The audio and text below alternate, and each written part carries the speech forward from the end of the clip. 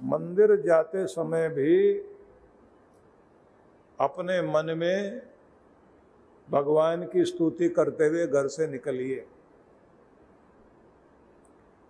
जाप करते हुए जाइए और भगवान के उस रूप को ध्यान में लाइए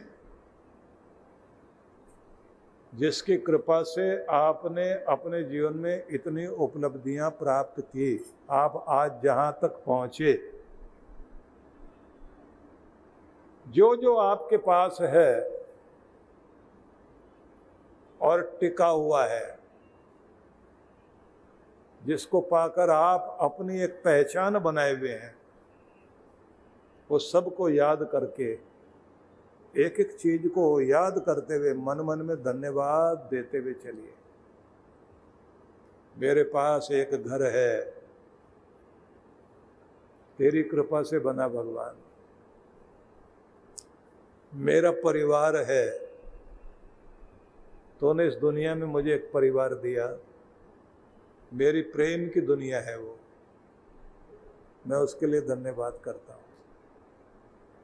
मेरे बचपन से लेकर अब तक जिनके साथ भी मैंने जिंदगी में खुशियां पाई और खुशी से ये बचपन चलते चलते आज यहाँ तक पहुँचा हूँ, उन सभी खुशी देने वालों में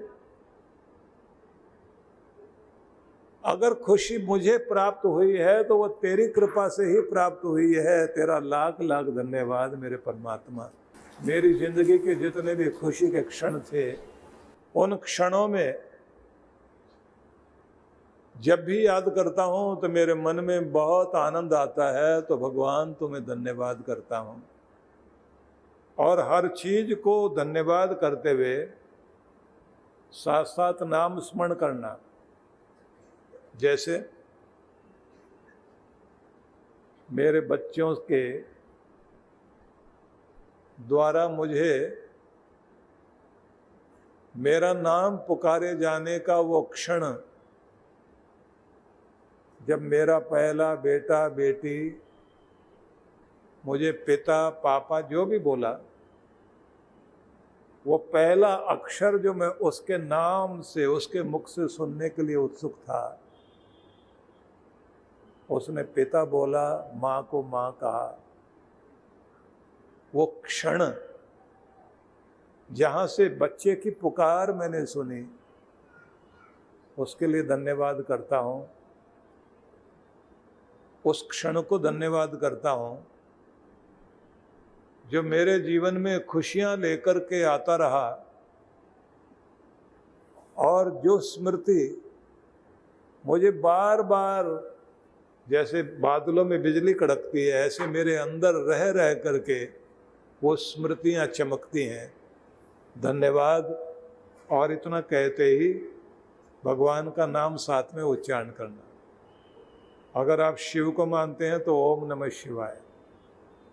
यदि आप राम जी को मानते हैं, हरे राम सीताराम बोलते हुए जाइए। जिसका भी रूप आपको याद है, जिन पर भी आपकी श्रद्धा है, कृष्ण भगवान पर श्रद्धा है, गाड़ी मिली तो आप उस गाड़ी में बैठकर सुख प्राप्त किया, उस क्षण को ध्यान में लेकर भगवान को धन्यवाद करो और कहो, इस सुंदर गाड़ी को देने के लिए धन्यवाद, सुंदर परिवार देने के लिए धन्यवाद। ओम नमः शिवाय। ओम नमो भगवते वासुदेवाय। ओम नमो भगवते वासुदेवाय। श्री राम श्री राम श्री राम। और फिर बोलते बोलते एक एक चीज का धन्यवाद करते जाइए, मंदिर की तरफ चलते चले जाइए। दूसरा धन्यवाद आपने करना है, जब जब संकट आया, असमंजस में पड़े और किसी न किसी रूप में बचाने के लिए भगवान का हाथ आगे आया, तो उसे याद करो और धन्यवाद करो और मंदिर की तरफ चलते चले जाओ। दुनिया याद मत करना, दुनिया के मालिक को याद करना। सीढ़ी चढ़ते समय मंदिर की, जैसे मंदिर की सीढ़ी चढ़ते हैं मंदिर की सीढ़ी पर पांव रखने से पहले वहां माथा झुकाना, और ये मन में महसूस करते हुए कि ये वो दर है जहां झुकने से ही सब कुछ मिलता है। मैं अपने परमात्मा के दर पर पहुंचा हूं। भगवान मुझे बुलाते रहना, अपनी भक्ति में लगाए रखना, मेरा नियम बनाए रखना, मुझे इसी तरह हर दिन अपने से जोड़े रखना।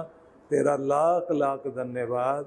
और फिर बार बार ओम नमः शिवाय या ओम नमो भगवते वासुदेवाय या श्री राम श्री राम श्री राम श्री राम बोलते हुए प्रवेश कीजिए। अब यहां फिर ध्यान देना कि बाह्य जगत में आप हो, बाह्य जगत में आप चल रहे हो, लेकिन नाम जपते जपते आप भीतर अपने परमात्मा से जुड़ते जा रहे हो। और जब तक आप बाहर से भीतर की यात्रा करोगे नहीं, तब तक कृपा होगी नहीं। सीधा नियम है, दुनिया में कुछ भी पाना है आंख खोल करके ही पाया जाएगा। दुनिया के मालिक से कुछ भी पाना है तो आंख बंद करके ही पाया जाएगा। इसलिए दोनों में अंतर है। जब तक आंख बंद करना नहीं सीखोगे, बहुत लोग हैं जो आंख बंद करके बैठते हैं और उसके बाद उन्हें दुनिया की बातें याद आने लग जाती हैं।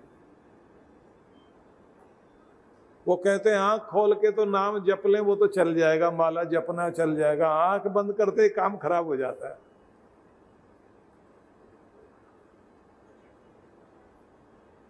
उसका भी नियम सुन लीजिए। जब आंख बंद करने के लिए बैठो ना,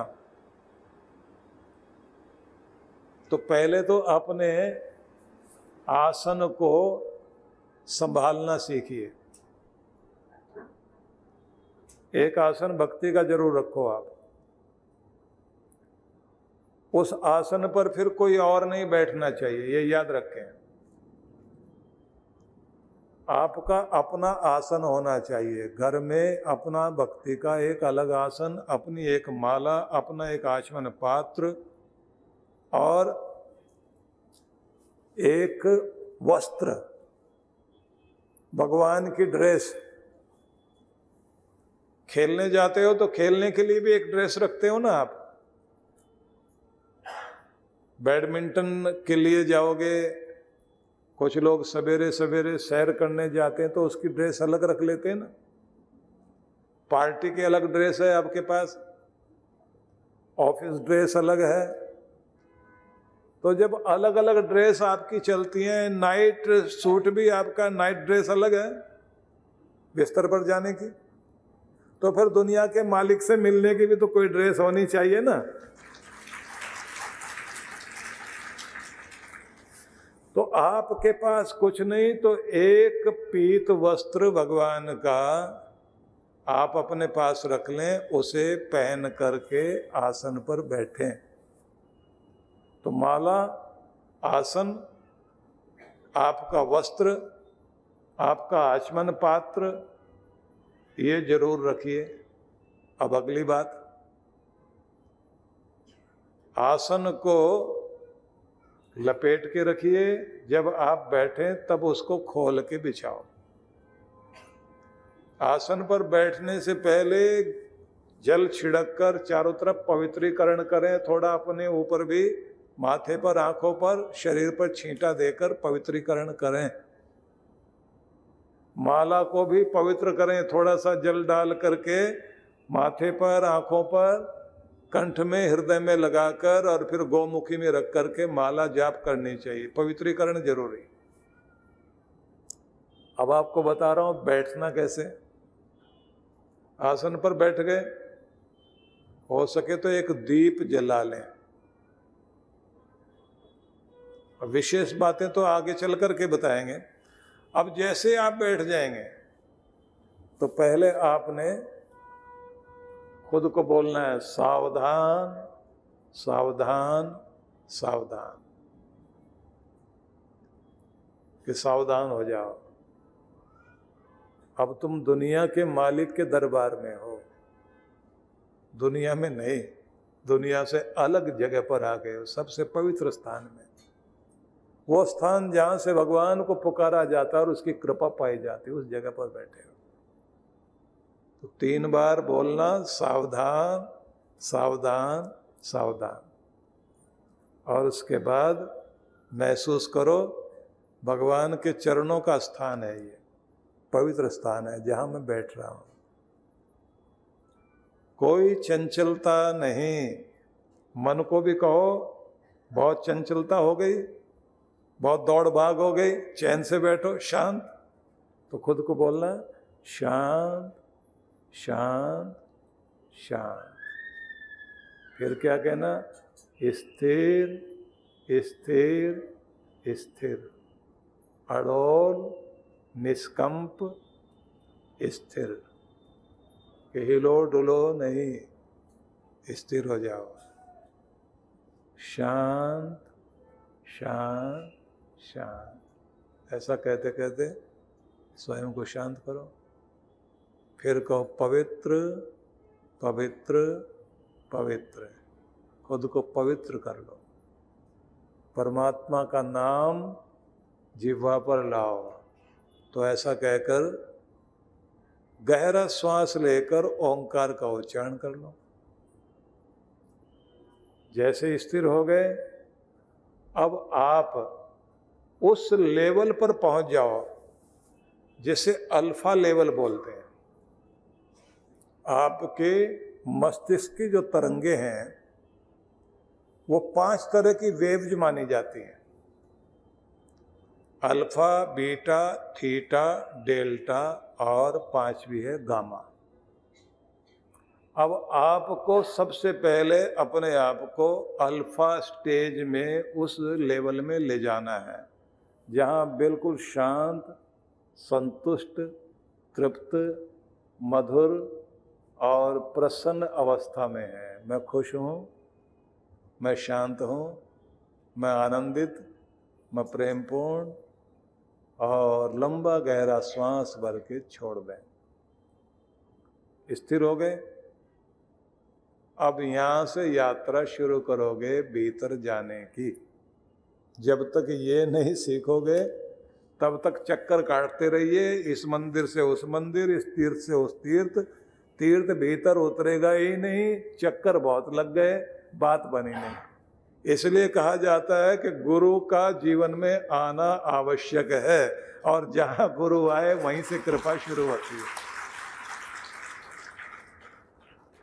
परम पूज्य सद्गुरुदेव श्री सुधांशु जी महाराज एवं डॉक्टर अर्चिका दीदी जी के पावन सानिध्य में प्रत्येक वर्ष की तरह इस वर्ष भी नव वर्ष का शुभारंभ नव प्रभात 2024 31 दिसंबर 2023 से 1 जनवरी 2024 तक नए साल पर दिल्ली स्थित आनंद धाम आश्रम में एक भव्य कार्यक्रम का आयोजन होने जा रहा है, जिसमें आप सभी भक्तजन भाग ले सकते हैं, वो भी निःशुल्क।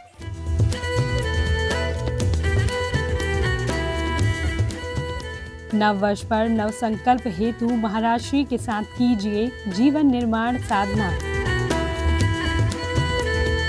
कार्यक्रम में आए सभी साधकों के लिए संध्या में अग्नि संगीत महोत्सव का भी आयोजन होने जा रहा है।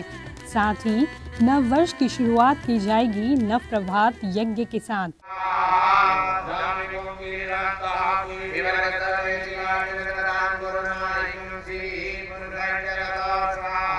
इसके बाद महाराज श्री एवं दीदी जी के सानिध्य में एक भव्य एवं विशाल शोभा यात्रा निकाली जाएगी।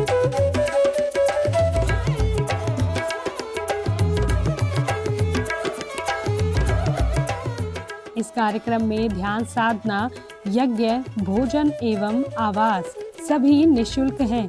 तो आइए आप भी इस कार्यक्रम में भाग लेकर अपने आने वाले नव वर्ष के लिए शुभ नव संकल्प लेकर अपना भाग्योदय करें।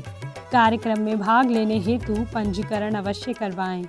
परम पूज्य श्री सुधांशु जी महाराज के पावन सानिध्य में विराट भक्ति सत्संग दिनांक 4 से 7 जनवरी 2024।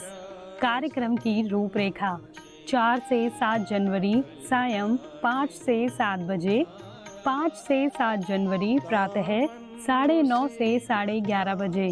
विशेष कार्यक्रम मंत्र दीक्षा समारोह 7 जनवरी रविवार दोपहर 12 बजे।